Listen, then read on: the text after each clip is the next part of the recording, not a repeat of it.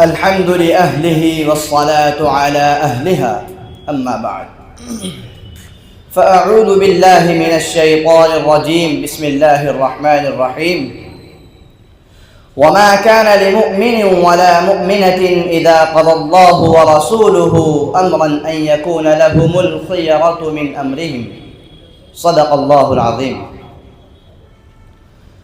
شعلہ ہوں بھڑکنے کی گزارش نہیں کرتا، شعلہ ہوں بھڑکنے کی گزارش نہیں کرتا، سچ منہ سے نکل جاتا ہے کوشش نہیں کرتا۔ گرتی ہوئی دیوار کا ہمدرد ہوں لیکن چڑھتے ہوئے سورج کی پرستش نہیں کرتا۔ رہتا ہوں فقیروں کی دعاؤں کا طلبگار، شاہوں سے تمنا ستائش نہیں کرتا۔ لہروں سے لڑا کرتا ہوں میں دریا میں اتر کر، لہروں سے لڑا کرتا ہوں میں دریا میں اتر کر، ساحل پہ کھڑے رہ کے میں سازش نہیں کرتا۔ محترم حضرات اور میرے عزیز ساتھیوں، اس میں کوئی شک نہیں کہ زمانہ قدیم سے ہی حق و باطل کے درمیان معرکہ آرائی جاری ہے۔ ہر دور میں معاندین اور ہر زمانے میں مخالفین نے شرانگیزی پھیلائی ہے۔ ہر قوم و ملت میں ایسے ناعاقبت اندیش افراد نے جنم لیا ہے جنہیں اشاعت حق اور غلبہ خیر سے پیدائشی دشمنی رہی ہے، لیکن موجودہ دور کے جو فتنے سر ابھار رہے ہیں وہ ایک خطرناک ترین سازش اور تعصب پر مبنی اسلام دشمنی اور اہل اسلام سے ازلی عداوت و نفرت کا شاخ سانہ ہے۔ شاید یہی وہ ذہنی فکری عملی ارتداد ہے جو سب سے پہلے انسان کے ظاہری طبیعت پر اثر انداز ہو کر اس کے باطن سے ایمان کی حقیقی لذت کو چھین لیتا ہے۔ بقول مفکر اسلام ردۃ ولا ابا بکر لہا، یہ ایک ایسا ارتداد ہے جس کے لیے کوئی ابو بکر نہیں۔ ہمیں اس کا اندازہ ہی نہیں کہ ہم ایک صریح فکری تہذیبی اور ثقافتی ارتداد میں جھونک دیے گئے ہیں جہاں سے واپسی کی راہ کافی دور ہو چکی ہے اور ہر کوئی اس سے بے اعتنائی کا شکار ہے۔ اگر ہم اس پر غور کریں تو معلوم ہوگا کہ ہماری صبح و شام میں مغربی تہذیب و ثقافت کے آثار ہیں، بلکہ دنیا میں پائے جانے والے تمام مذاہب میں مغربی الحاد اور بے دینی کی لہر ہے، حتیٰ کہ مذاہب کا اثر لوگوں میں صرف ناموں تک باقی رہ گیا ہے۔ باقی سب رسومات و عبادات، اخلاقیات و معاشرت اسی تہذیب مغرب کی نظر ہو کر تباہ و برباد ہو گئے ہیں۔ ہمارے معاشرے کا سرمایہ دار طبقہ مغربی تہذیب و ثقافت کا دن دادا بن چکا ہے۔ ہمارا موجودہ تعلیمی نظام بھی اسی طبقے کے ہاتھ میں ہے، جس کی وجہ سے کالجوں اور یونیورسٹیوں سے نکلنے والے طلباء کی اکثریت مغربی تہذیب و ثقافت کا دل دادا بن رہی ہے۔ یہ سلسلہ مسلسل تیزی کے ساتھ جاری ہے۔ اگر اس ارتداد کی طرف فوراً توجہ نہ دی جائے اور اسے یوں ہی جاری رہنے دیا جائے تو بہت جلد اکثریت کا اسلام سے جذباتی لگاؤ بھی ختم ہونے لگے گا۔ حاضرین بزم، اللہ تبارک و تعالی نے انسان کو جہاں بہت سی نعمتوں سے نوازا ہے ان میں ایک عقل و فہم بھی ہے۔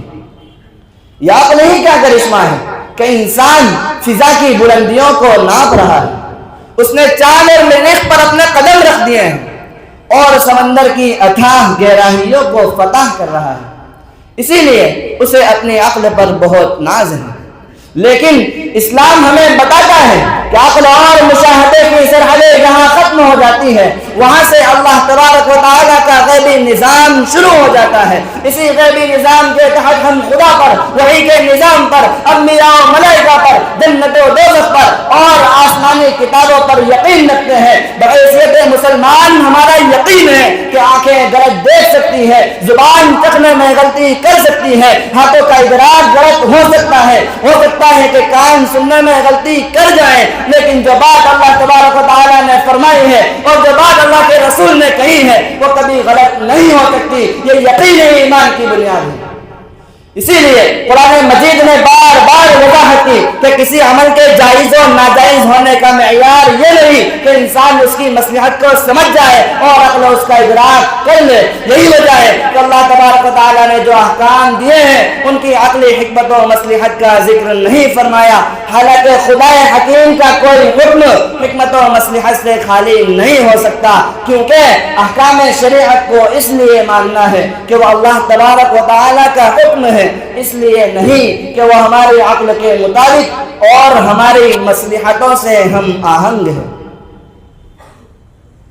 مگر محافظین ملت اس وقت دوسری جانب مغربی تہذیب کی عالم اسلام اور مسلم نوجوانوں پر جو یلغار ہے اس کی دو بنیادیں ہیں.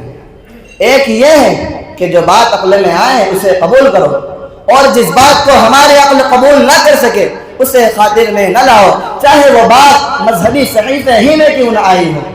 یہ کیا بات ہے کہ مرد کو طلاق کا حق ہو اور عورت کو نہ ہو؟ یہ کیا ظلم ہے کہ مرد کو ایک سے زیادہ نکاح کرے اور عورتوں کو اس کی اجازت نہ ہو؟ ایسا کیوں ہے؟ مرد اور عورتوں دونوں ایک ہی ماں باپ سے پیدا ہوتے ہیں اور دونوں ہی کے چہرے میں کشش رکھی گئی ہے، لیکن مردوں کے لیے تو پردہ ضروری نہ ہو اور عورتوں کے لیے ضروری ہو.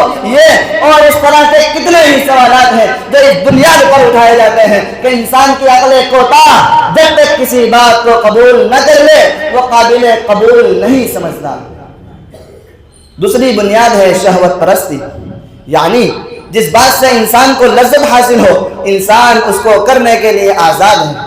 آج مغربی دنیا میں کیسے کیسے ناشائستہ اور غیر فطری کاموں کو جواز بخشا جا رہا ہے. ایک ہی جنس کے لوگوں کا آپس میں نکاح، عریانیت کی عمومی اجازت، سود کی حوصلہ افزائی، ان سب کا حاصل یہی ہے کہ انسان کی خواہشات پر کوئی کنٹرول نہیں ہونا چاہیے. وہ اپنی خواہشات پر عمل کرنے کے لیے آزاد ہے اور خود اپنی مرضی کا مالک ہے. سکھائے ہیں محبت کے نئے انداز مغرب نے، سکھائے ہیں محبت کے نئے انداز مغرب نے، حیا سر پیٹتی ہے عصمتیں فریاد کرتی ہیں. خلاصہ کلام یہ ہے کہ آج تعلیم کے نام پر بے دینی، تہذیب کے نام پر بے حیائی اور میڈیا کے نام پر عریانیت پھیلائی جا رہی ہے. اب بھی وقت ہے مسلمان بیدار ہو جائیں اور جان لے کہ اصل آخرت ہے دنیا نہیں، اصل رضائے الہی ہے منصب نہیں، اصل دین ہے دنیا نہیں. اب بھی امید کی کرن باقی ہے. بقول علامہ علی میاں ندوی اس عالمگیر صورتحال کی تبدیلی کے لیے امت مسلمہ کے موجودہ تباہ کن حالات میں انقلاب عظیم پیدا کرنے کے لیے دین کے داعیوں کو مغربی تعلیم یافتہ طبقے پر اپنی توجہ مرکوز کرنے کی ضرورت ہے. آخر میں بارگاہ خداوندی میں دست بدعا ہوں کہ یا رب دل مسلم کو وہ زندہ تمنا دے جو قلب کو گرما دے، جو روح کو تڑپا دے، پھر وادی فارا کے ہر ذرے کو چمکا دے، پھر شوق تمنا دے، پھر ذوق تقاضا دے. وآخر دعوانا ان الحمد للہ رب العالمین.